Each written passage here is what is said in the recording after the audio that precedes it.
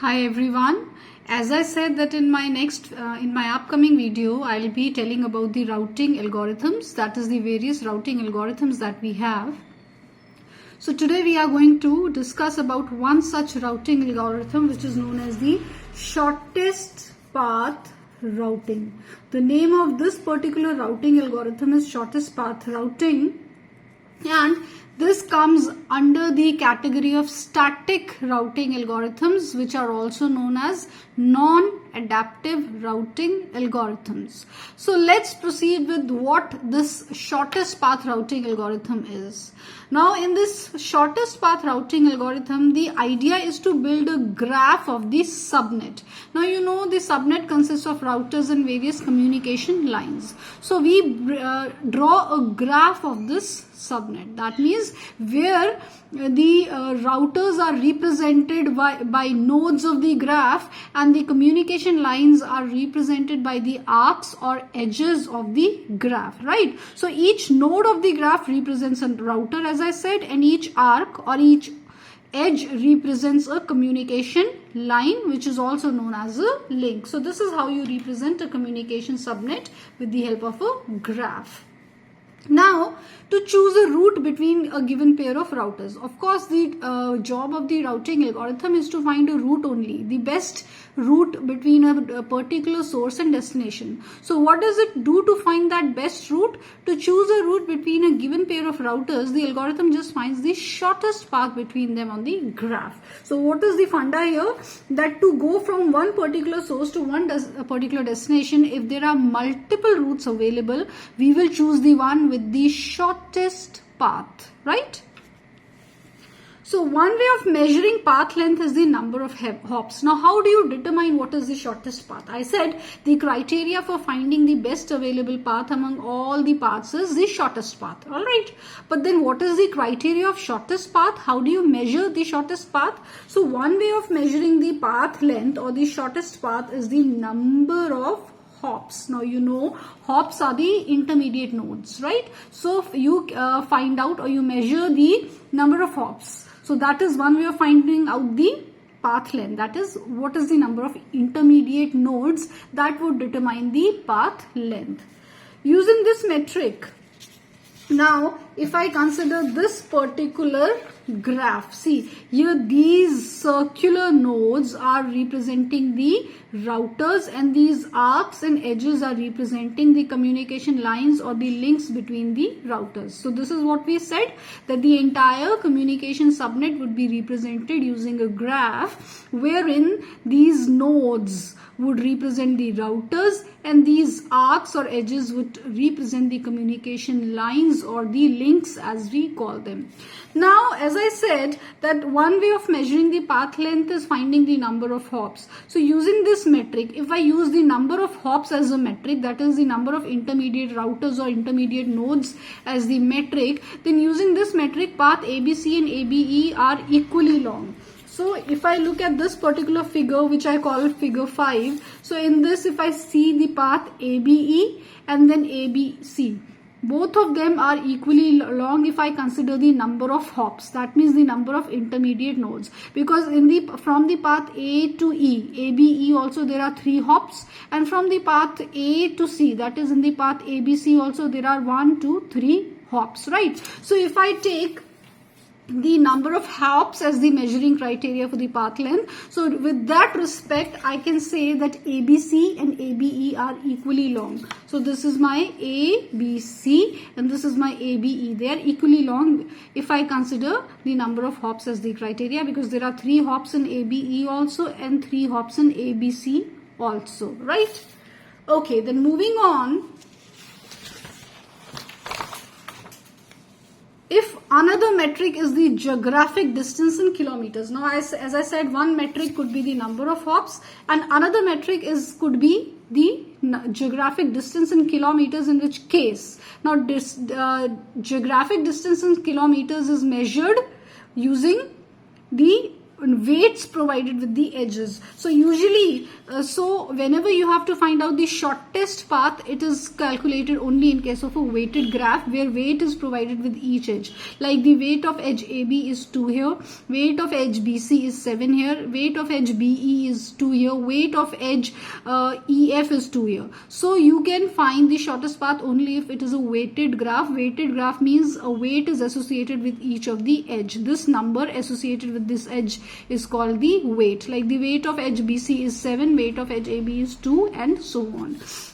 So the another metric is the geographic distance. Now here, if I talk of the geographic distance, here these weights represent the distance in kilometers. Like the distance between node B and C in kilometers is 7. I can assume the distance between node A and B in kilometers is 2. I can assume. So another metric for finding out the shortest path is with the help of the geographic distance, which is obviously calculated in kilometers.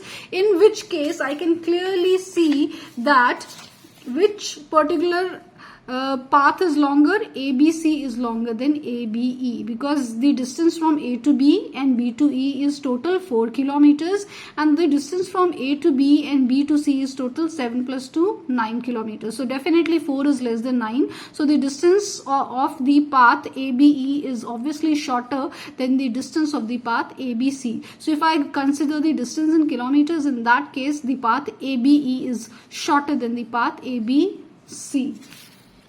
And like this, there are many other metrics besides hops and physical distance, right? You can consider a number of hops as one metric. This could be your criteria, or you can consider the physical distance as one metric. This could be the criteria for finding the shortest path. So like this, we have several other criterias for finding the shortest path. Now it depends upon what criteria you are choosing. According to that, we find the shortest distance. Now usually the criteria that is chosen is most of the times the distance in kilometers, right? So each arc here, or each edge, can be labeled with the mean, queuing and transmission delay also. Like here we consider, if we are measuring the distance in kilometers, we are considering the edge weight associated with the edge BC to be the distance in kilometers. Similarly, the weight associated with edge AB to be the distance in kilometers. This weight also can represent mean, queuing and transmission delay, like for how long it will stay here and what time it will take to transmit. This weight can also represent this criteria, right?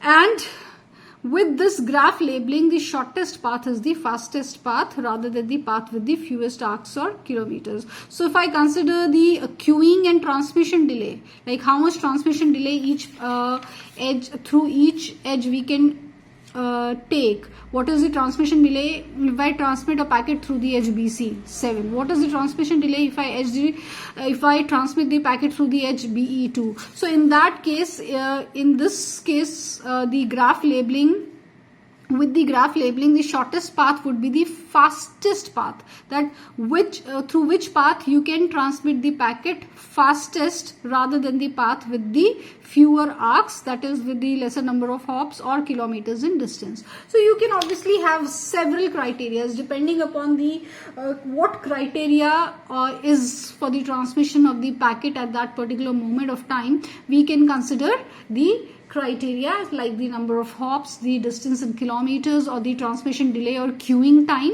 and this weight would represent the queuing time respectively. If you are considering the transmission delay as the criteria, this weight could represent the distance in kilometers if you are considering the distance as the criteria for shortest path, and like this, right? So depending upon what your criteria for finding the shortest path is, these weights respectively represent those criterias. Now, in general case, that means generally what these labels on the arcs could be computed as function of the distance. Like what is the distance between one particular node to another particular node, or what is the bandwidth between the transmission of two particular nodes, what is the average traffic between two particular nodes, what is the cost of communication, what is the mean queue length, what is the measured delay, and other factors. So these labels, as I said, or these weights could represent anything. These weights could represent the distance in kilometers, these weights could represent the bandwidth, these weights could represent the average traffic in the network through that particular path. These weights could represent the communication cost. These weights could represent the mean queue length. That means the length of the queue in means, and the measured delay and other such factors. So depending upon what your priority is, whether you want less traffic, you want shorter distance, you want minimum number of hops, you want minimum communication cost, you want minimum delay, depending upon your particular criteria of transmission, the shortest path accordingly can be computed, and these weights would represent those different factors in that case. So the distance, if you want to communicate, find out the shortest path in terms of distance, then a particular weight would represent the distance in kilometers. If you want to find out the bandwidth, the particular weight would represent the bandwidth. If you want to find out the communication cost, a particular weight would represent the communication cost, and like this. So in any case, whatever the criteria of finding out the shortest path is, you need to have weights associated with the edges which would represent those specific criteria. Hence, shortest path is always computed with weighted graphs, right? Now the shortest path algorithm. This shortest path algorithm is due to a person known as Dijkstra, which was found out in the year 1959, and hence this shortest path on the name of Dijkstra is also known as the Dijkstra algorithm. So you can also call the shortest path routing algorithm as the Dijkstra algorithm. So how do you find out the shortest path using the shortest path routing algorithm or the Dijkstra algorithm? So let's now look at this particular algorithm. Now here we are considering the distance in kilometers or the distance in miles. So we have chosen the criteria for computing the shortest path as the distance. Similarly, we can choose any other criteria. So if we just forget about the criteria at this particular moment, and we would just concentrate on how we would find the shortest path using these weights, then it will be easier to find out the shortest path based on any kind of criteria. So say for example, the distance between A and B is 2 kilometers. Now these nodes are the routers and these edges are the transmission lines or the communication links, right? So initially we are provided with a graph which consists of how many nodes? 1, 2, 3, 4, 5, 6, 7, 8. There are 8 nodes which are representing 8 routers. And how many edges are there? 1, 2, 3, 4, 5, 6, 7, 8, 9, 10, 11. There are 11 edges which are basically representing 11 communication lines. Now if I take A as the source, right? Obviously at any given point of time there will be one source and one destination, right?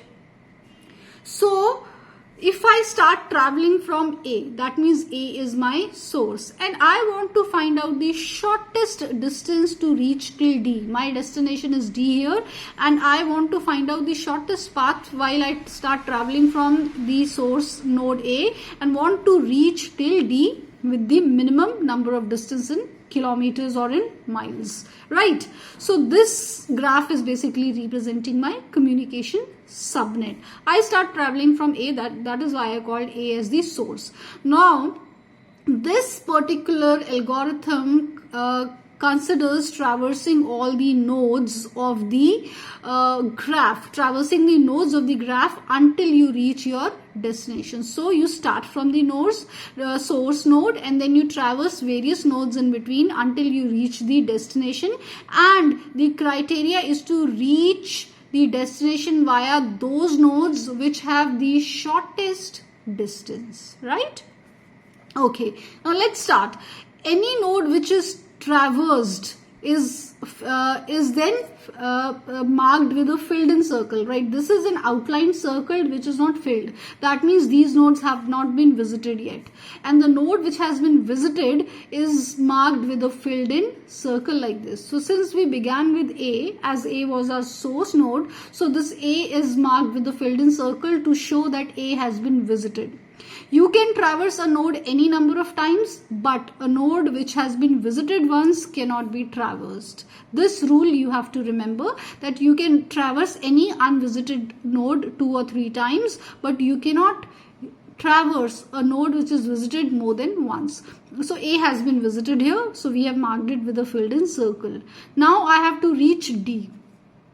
Now initially these paths or these weights represents the distance between one node to another node, right? But I do not know what my shortest distance is to reach from one particular node to another particular node. So hence initially I provide infinity to all the nodes because I do not know what is the shortest distance to reach to C, what is the shortest distance to reach to E, what is the shortest distance to reach to F. Obviously from A, because A is the source here. So I mark all these as infinity, right?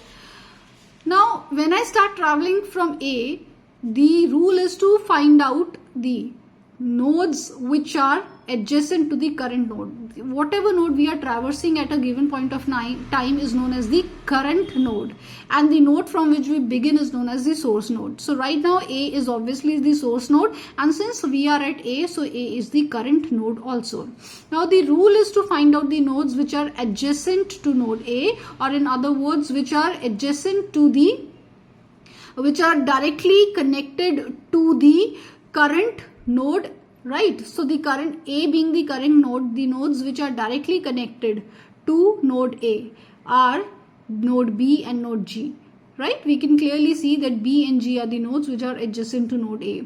Now the distance between A and B is 2 and the distance between A and G is 6. So this we mark here, that when we travel from A to B via A, the distance is 2. When we travel from A to G via A, the distance is 6. Hence we label it in parenthesis like B 2 comma A. That is, you reach from A to B with a distance of 2 via A. You reach from A to G with a distance of 6 via A. How do we know that? That we are already provided with the weights of the edges, right? So distance from A to B is 2, distance from A to G is 6.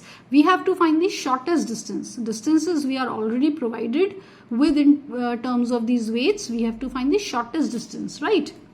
Okay. Now the nodes adjacent to A and B, G, have the distance of 2 and 6 from A. Now we have to choose the node with the shortest distance. So obviously 2 is less than 6. So the node with the shortest distance from A is node B. Hence we choose node B. Now B becomes the current node and B is visited. Hence we mark B also with the filled in circle. Right? Now B is the current node. Now again, as we have to choose the nodes which are adjacent to B. So which nodes are adjacent to B? Node A, node C and node E. But as I said, the node which has been visited once cannot be visited again. So we will not consider node A. We will consider node C and node E, right? So the distance from node B to C in kilometers, as you can see, is 7. But we have to consider the distance from source because we will start traveling from A. So that means 7 plus 2 gives you a 9. So distance from A to C via B is 9. Similarly, if I see another adjacent node of B, which is A, the distance from A to E via B would be 4 because the distance from B to E is 2 and the distance from A to B is 2. So 2 plus 2 gives you a 4. So that means the distance from A to E via B is 4. So hence E 4 comma B, and the distance from A to C via B is 9 because 7 plus 2 gives you 9. So C 9 comma B, right?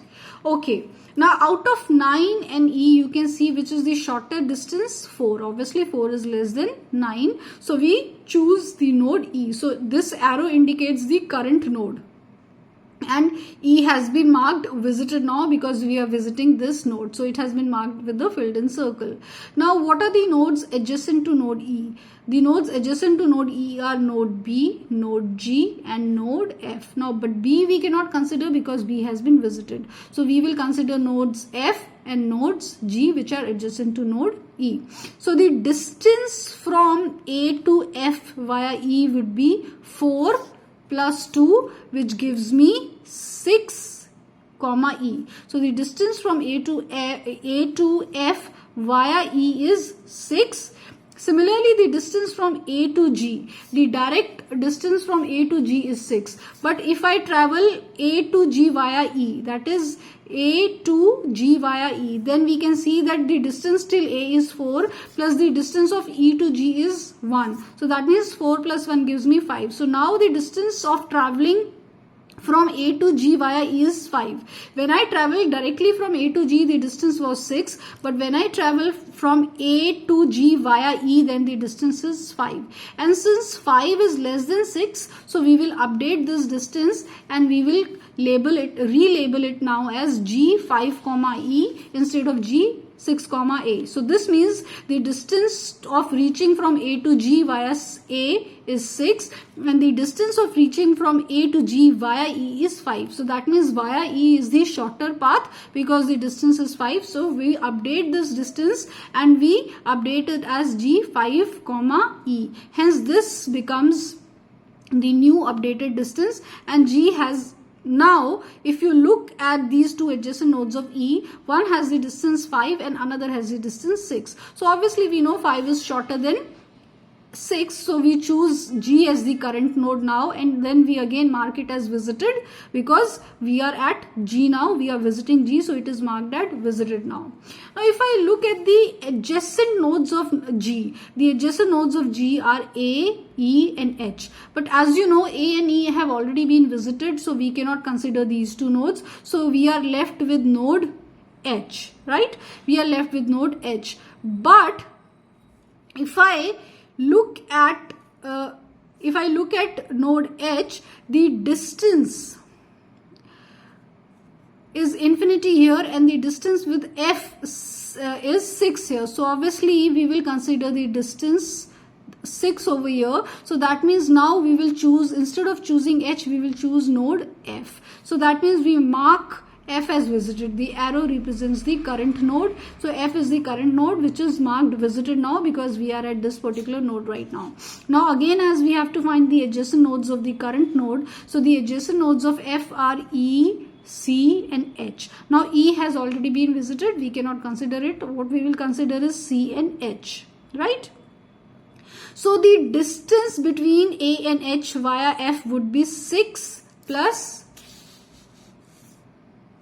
see, the distance between A and F via A and H via F. So distance till F is 6 and the distance of F is 2. So 6 plus 2 gives you a 8 over here. So we will update it to 8. Right, the distance for traveling from A to H via F is 8 because till F the distance was 6 and the distance from F to H is 2. So F, that means 6 plus 2 gives you 8. So that means we label it as H, 8, G. That means this distance from traveling to distance of traveling from node A to H via G would be 8, would be 9, right? So this is how we calculate the distance, right? And then if I consider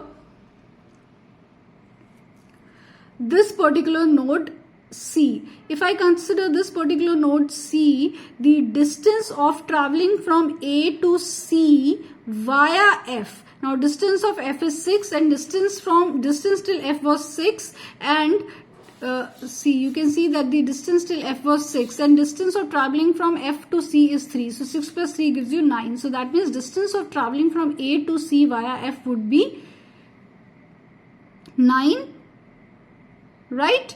So this is via F.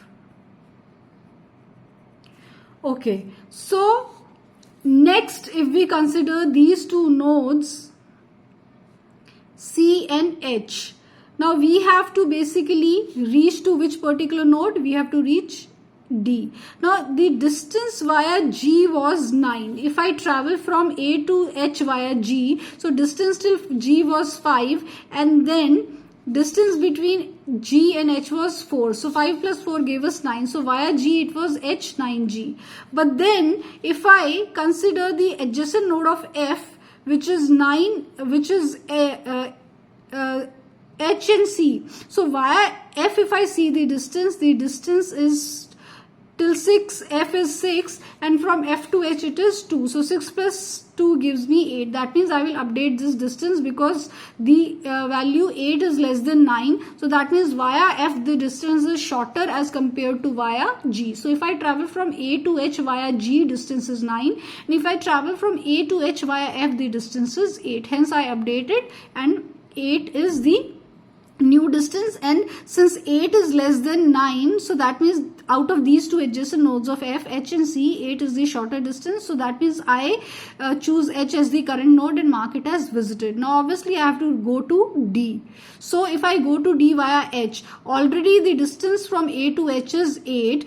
And then you can see the distance from H to D is 2. That means 8 plus 2 gives me 10. So distance to reach from A to D via H would be 10. That means D 10 comma H. So this is how I have found my shortest path for traveling from my source A to destination D. So this is how you calculate the shortest path for reaching from a particular source to destination using the shortest path algorithm.